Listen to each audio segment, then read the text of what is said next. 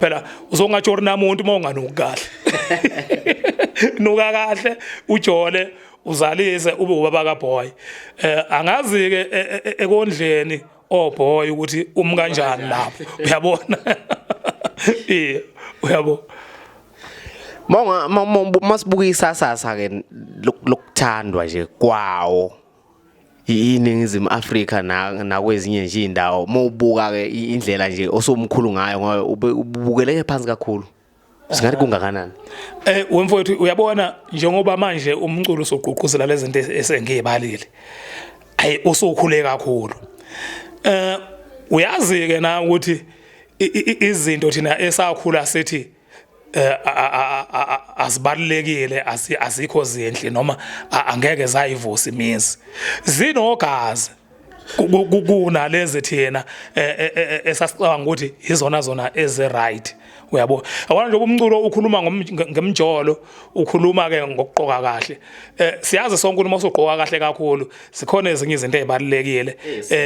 ezisilelayo yabo umculo nje ubusugqugquzela ukuthi asibe sebumnandini siphuze kakhulu utshwala futhi singaphuzi noma yibuphi utshwala siphuze utshwala obubizayo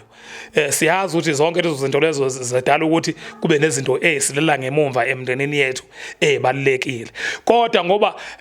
izinto ezinalo copho loyo njengoba ngisho ngithi izinto ezinobubi ize siba nogazi kakhulu yabo ngoba izinto ezinalo copho loyo ingakho ubona umculo kaMaskandi uhamba phambili kangaka nje ngoba nawo usajoyina ukucula ngobumnandi ucule ngomjolo ucule ngezinto lesithina sasithi aziyakho imizi yabo engibona ukuthi lezi zinto thina sasicula ngazo esasithi aziyakho imizi zazinesandla nazo ekucindezeleni uMaskandi ngoba lene eminye imculo eyayidumile leso sikhathi yayifana noKwaito mhlambe no Afropop yayicula ngabo ubumnandi ke bahambisana notshwala uyabo yayicula ngabo iyona eyayihamba phambili kunoMaskandi so since uMaskandi ujoyine ukucula ngalezo zinto lezo uyawubona nawo uMaskandi ukuthi uhamba phambili kanjani uyabo so mhlambe sasibuye nathi sishaye thina ngokubheka ukuthi sizalwelwe phi sakhule laphi so kufuna sicule ngemvelaphi yethu uyabona so njengamanje njengoba sesicula ngayo yonke into ekhona ezweni hawo uMaskandi mfowethu uyawubona mfowethu uhamba phambili yonke indawo so nje indlela ingoma eseyibhalwa ngayo manje hayi forever yona yazi khona into edida abantu kakhulu njengoba sithi uMadala uphethe magic nje uphethe magic ngempela ngoba mina cishe ngaqala ukuzwa kudala le ku2001 kodwa masithi siyabuka ulokhu uhleli nje emgqeni futhi kamnandi ngisho sikubuka nangendlela nje ubuka ngayo hayi uyilijongo nje impela kufuna uyagugeka kodwa kugugeki yini esingathi umgube ngempela uyayisebenzisa ama ezokwenza umculo noma esingathi uyayibheka ayibuka ukuthi hayi yabona manje kukanje ake ngiqhamuke kanje ngoba umculo wakho uhlezi uhambisana nalabantu asebekhona njengamanje labantu okhuluma ngabo ukuthi bathanda lento zamukuyichaza kade uyichaza eqaleni mfowethu okokuqala nje ngingasho ukuthi mhlambe ngivunyelwa bathi yena ama jeans mhlambe ngivunyelwa ama jeans ami yabo ngoba ayikho into engiyisebenzisayo ukuthi mhlambe ngingagugi ngokusheshsha ngigezela ngamanzi nje aphuma empompini nensipho nje ngiyithenga esitolo nempahla ke zokugqoka njengoba ungibona nje yabo nami ngiqoka nje impahla eqokwa wonke umuntu noma ke njengamanje ngine contract no Kroll ngiambassador ka Kroll ngiqoka kakhulu impahla zaka Kroll engeke ngize ngisho ukuthi yizo ezingenza mhlambe ngibukeka njengomuntu omncane ngibe ngimdala ngicabanga ukuthi mhlambe nje uNkulunkulu wangidala ukuthi mhlambe ngibe yilo muntu enguyena nani ke nanokuthi ke nami ngiphinde ngiede ngokuthi ubumnandi lobesikhuluma ngabo angizange ngabujwayela mhlawumbe ukuthi ngiyibandakanye nabo kakhulu mhlawumbe izinto ezifana nezimbuzo ngixile ekuphuzeni ngoba mawuphuza kakhulu kuyenzeka phela mhlawumbe uyithole usoshawa nala uphuza khona uthothi mhlawumbe ikhala leli selihlephukile ihlo mhlawumbe selelincane kunelinye mhlawumbe nomlomo nawo usuthe ukusonteka ukushawa njalo uyabona so ke angizange ngijwayele endaweni ezifana nalezo mhlawumbe engangenza mhlawumbe ngigcine mhlawumbe sengimeshana eminyaka yami uyabona so nje ngisabukeka ngiyijongo futhi ngicabanga ukuthi ngisazobukeka ngiyijongo isikhathi eside ngoba njengoba senginale minyaka enginayo akusele ukuthi ngisangaphinde ngishintshe ngijwayeze into engahlule kokuyijwayeza yona ngiseneminyaka engivumelayo ukuthi ngangingayijwayeza yona yeah ngizwa kahle kodwa khona la ngifuna uthinte khona ukuthi umculo wakho uhlala uhambisana nesikhathi umculo wami uhlala uhambisana nesikhathi kusukela kulento ongibona ngiyeyona leyo ukuthi ngibukeke ngiyemusha kodwa ngibe ngimdala uyabona ngicanti lokho kwenziwa ilokho ukuthi umculo wami uhlala uhambisana nesikhathi ngoba umzimba wami uyangivumela ukuthi ngigcine phakathi kwabantu abasha abangakuleso sikhathi uyabona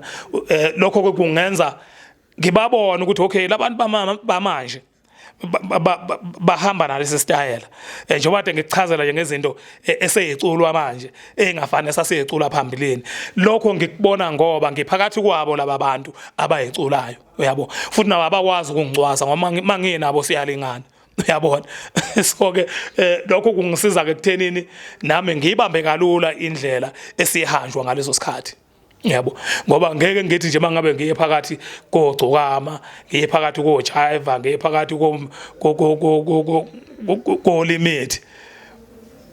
uthi yazi yandala ke le ndoda nempandla nempunga nayo yonke into ifuna nezingane ekufanele kube into eyodwa yabo so ngibafice becula lento esiculwa njengamanje nami siyangena yabo so lokho kuyangilekelela ke ekuthenini sihambe ndawonye uyabo Ungathi lingakanani iqhaza elibanjwa abahleli bemicimbi kunina nje nonke ningabaculi sibona ubuhle omngaka siyabona abaculi bayaqhakaza ziningi izinto ezenzekayo ezinhle uyabona mfowethu iqhaza elibanjwa abahleli bemicimbi likhulu kakhulu abantu bokuthi sibashayele izandla thina abaculi ngoba mawungathi uyabheka kulesa sikhathi esiphambili thina esafika ngaso saduma sashaya ama hit sashaya amagolide sashaya ama platinum ama festival nemicimbi nje esiyibe khona eyenza ukuthi abaculi bekwazi ukusimama kalula